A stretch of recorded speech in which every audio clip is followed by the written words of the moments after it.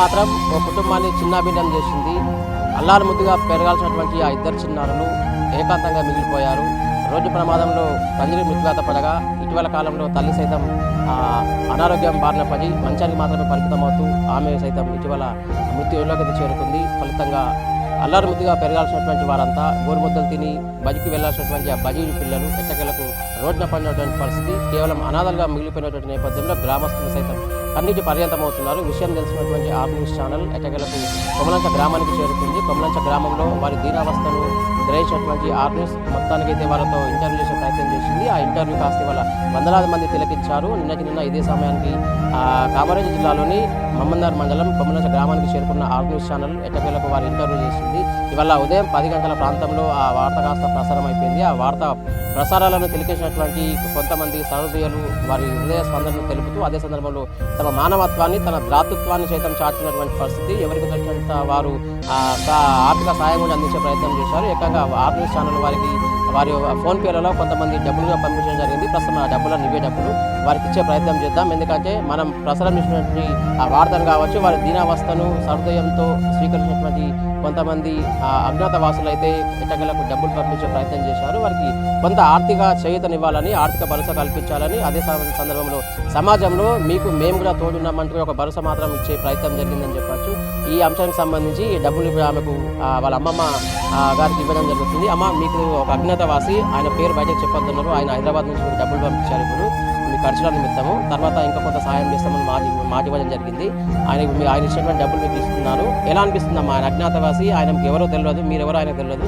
ఇవాళ మేము వేసినటువంటి వార్తను ఆయన చూసి స్పందించారు. ఆయన మానవత్వంతో ముందుకొచ్చారు. మీకు డబ్బులు ఇవ్వాలని సంకల్పించారు. మా ఫోన్పే ద్వారా మేము మీకు ఇస్తున్నాము. ఆయన ఇచ్చినటువంటి డబ్బులు ఎలా అనిపిస్తున్నాము? అనిపిస్తుంది సార్. దండమ్మలకు మాకు ఎవరో కానీ తెలియదు వాళ్ళు వచ్చేది. పుణ్యాత్కులు ధన్యవాదాలు సార్. వాళ్ళకు ఎవరో కానీ మాకు తెలియదు. వాళ్ళు మాకు పంపించిన ధన్యవాదాలు. సాయం చేసింది సార్. ఎట్లుందమ్మా పరిస్థితి? ఆర్థిక పరిస్థితి ఎట్లా? మరి ఇప్పుడు మీకు పనికి వెళ్ళాలనుకున్నా మీకు చేతగాని పరిస్థితి, మీకు కూడా కొంత అనారోగ్యంగా ఉన్నట్టు తెలుస్తుంది. మరి పిల్లలు కూడా చిన్న వయసులో ఉన్నారు. వాళ్ళ అమ్మ నాన్న ఉంటే వాళ్ళ భవిష్యత్తు ఇంకా బాగుండేది. ఏం చేద్దాం అనుకుంటారు భవిష్యత్తు? ఏం చేద్దాం సార్? మీకు తెలిసిన కాడికి ఏదైనా చేయండి. చదివింది సార్. నాకైతే చేతలు లేదు సార్. పిల్లలను పోషించే క్రమంలో ఎట్లా కష్టపడుతున్నామమ్మా? ఏం పని చేసినా కూడా మీకు చేతనయ్యే పరిస్థితి కనిపిస్తలేదు కదా సార్? నాకు ఏం చేత కాదు, ఎక్కడ వెళ్తలేదు సార్. నేను మొన్న ఆపరేషన్ అయింది. నాకు కూడా ఇల్లు కూడా లేదు సార్. మంది ఇళ్ళ కిరాయికే ఉంటుంది. బాబు మీరు చెప్పండి, అమ్మ నాన్న కోల్పోయిన మీరు ఇవాళ మీ పరిస్థితి మాత్రం అత్యంత దయనీయంగా ఉంది. చాలామంది నాకు ఫోన్లు చేశారు. నిన్న మన వార్త చేసినాము, ఇంటర్వ్యూ చేసాం కదా మీతో. చాలామంది స్పందించారు కదా. ఎట్లా ఉంది మీ పరిస్థితి?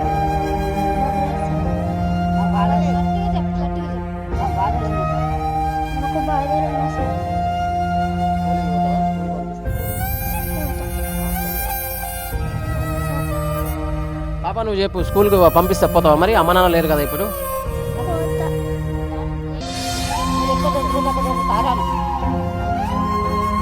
అమ్మ ఉన్నప్పుడు ఎట్లా బాగుండే కదమ్మా? అమ్మ ఉంటే ఒక తోడు, ఒక భరోసా ఉండే మీకు. అమ్మ లేదు, నాన్న లేదు.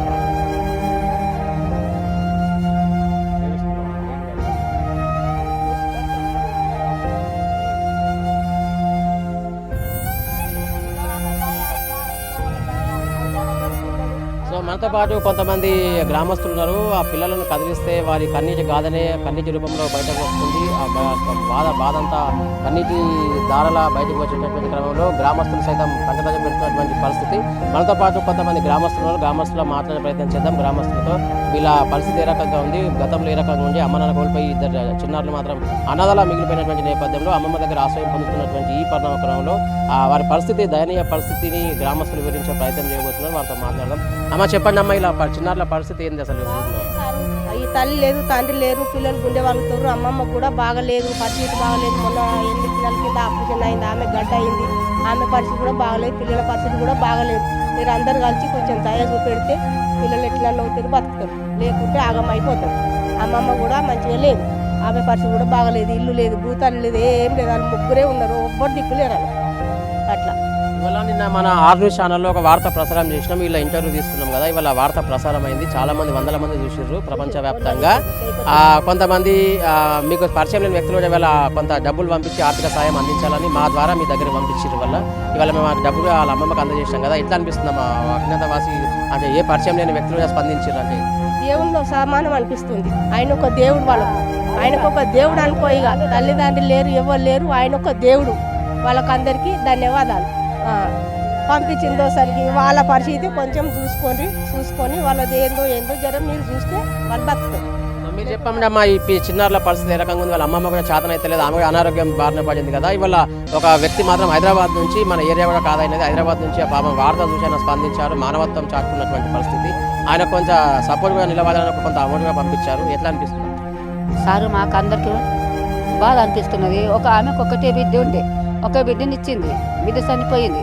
తర్వాత అల్లు చనిపోయాను, ఆమెకు ఇల్లు లేదు, అడవిలో పొలం లేదు, ఇద్దరు అనాథ పిల్లలు అయ్యారు. వాళ్ళకి ఎట్లా పోసి ఆమెకి కష్టం చేత కాదు, ఆమెకి ఏ విధంగా బతికిస్తుంది. వాళ్ళ బతుకులు ఆగమైపోతాయి సార్. మీరు ఎట్లన్నా దయచేసి వాళ్ళకి మంచిగా చూసుకోండి. మీరే తల్లిదండ్రులు, మీరే అంతా మీరే బాంధవులు, మీకు అంత ధన్యవాదాలు. మనతో పాటు మరికొంతమంది గ్రామస్తులు ఉన్నారు, మాట్లాడే ప్రయత్నం చేద్దాం. అమ్మ చెప్పండి, ఎందుకు ఏడుస్తున్నారు? ఏమైందమ్మా? ఆ పిల్లలు చూస్తే బాధ అనిపిస్తుంది సార్ మాకు. ఆ పిల్లల్ని మొన్న 3 రోజులు చూసున్నది, వాళ్ళ అమ్మ లేకుండే. వాళ్ళ అమ్మ మాది గుల్పులో పోయింది, గుల్పు గట్ట పోయింది సారు. మా మమ్మీ ఉంటే ఇంత బాధపడకుంటే మా అమ్మ తండ్రి మేము బాధపడుతున్నాము. మా నాన్నమ్మ ఉంటే మేము మా ఇంటికాడ ఉంటుంటే మీ కొమ్మలో చికెండ్కి వస్తాను, నేను కళ్ళారు నేను విన్నా సారు. నాకు ఏడిపించి దుఃఖం వచ్చింది, తెల్లారు బుద్ధికి అడిగితే అని మా అమ్మ యాదకి వచ్చింది. అమ్మ నాకు అన్నది ఏడిచింది, వాళ్ళ అమ్మకు విని చెప్పిన.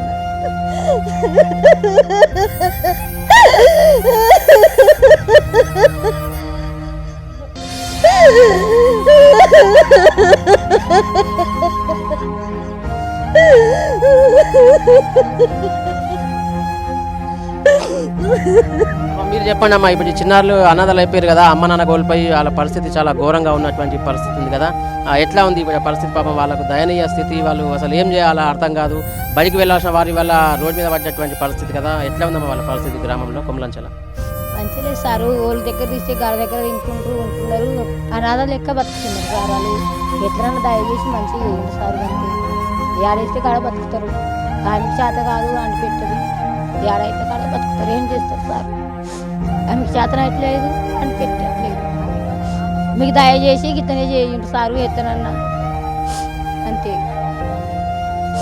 చూసాం కదా, కొమలంచ గ్రామంలో ఎటు చూసిన వల్ల విషణవాదంతో నిన్నటువంటి వాతావరణమే కనిపిస్తుంది. ఇద్దరు చిన్నారులు అనాథలుగా మిగిలిపోయినటువంటి నేపథ్యంలో ఉన్న ఆధార కరువై ఆలన పాలనకు నోచుకున్నటువంటి ఆ చిన్నారుల బంగారు భవిష్యత్తు క్రమంలో సమాజం ముందుకు రావాలి, ఒకవైపు ప్రభుత్వం కూడా ముందుకు రావాలి. ఇప్పటికే కూడు లేక గూడు లేక అర్ధాకులతో అలమటిస్తూ అష్ట కష్టాలు పడుతున్నటువంటి ఆ అమ్మమ్మతో పాటు ఆ ఇద్దరు చిన్నారులను ప్రభుత్వం వారిపై దయ చూపాలి, ముందుకు రావాలి. ఇల్లు లేకపోవడంతో ఒక ఇంద్రం ఇల్లైనా సరే వారికి నిర్మించేవారని గ్రామస్తులు డిమాండ్ చేస్తున్నారు. మరి ముఖ్యంగా ఆర్మీ ఛానల్లో ప్రసారమైనటువంటి ఆ వార్త పట్ల పలువురు సహృదయంతో స్పందించారు, తమ దాతృత్వాన్ని మానవత్వాన్ని చాటుకున్నారు. హైదరాబాద్లో ఉన్నటువంటి ఒక అజ్ఞాతవాసి, ఒక మహోన్నత వ్యక్తి మాత్రం ఆమెకు వాళ్ళ వారి బాధిత కుటుంబీకులతో పాటు ఆ చిన్నారులను చూసి వారి పరిస్థితిని దయనీయ స్థితికి చలించిపోయినటువంటి ఆ అజ్ఞాతవాసి మాత్రం కొంత డబ్బులు పంపించే ప్రయత్నం చేశారు. ఆ డబ్బులు మాత్రం ఇప్పుడే వారి బాధిత కుటుంబానికి ఇవ్వడం జరిగింది. ఇక మీదట కూడా సమాజంలోని కొంతమంది ఇప్పటికే తమ దాతృత్వాన్ని చాటుకోవాల్సిన అవసరం ఎంతైనా ఉంది. మనకు ప్రభుత్వం సైతం ముందుకొచ్చి కనీసం వారికి నివాసం కల్పిస్తే, అదే సమయంలో ఆ పిల్లలకు సైతం ఒక హాస్టల్ ఫెసిలిటీతో పాటు స్కూలింగ్ ఫెసిలిటీగా కల్పిస్తే వారికి బంగారు భవిష్యత్తు ఉండబోతుంది. వారికి అమ్మ నాన్న లేని లోటు ఆ సమాజమే తీర్చాలి. ఎందుకంటే సమాజాన్ని నమ్ముకొని వాళ్ళు ఉన్నటువంటి నేపథ్యంలో సమాజం అయితే ముందుకు రావాల్సిన అవసరం ఎంతైనా ఉందంటూ ఈ దుర్ఘటన, ఈ దయనీయ దుస్థితి ఖచ్చితంగా డిమాండ్ చేస్తుందని చెప్పాలి.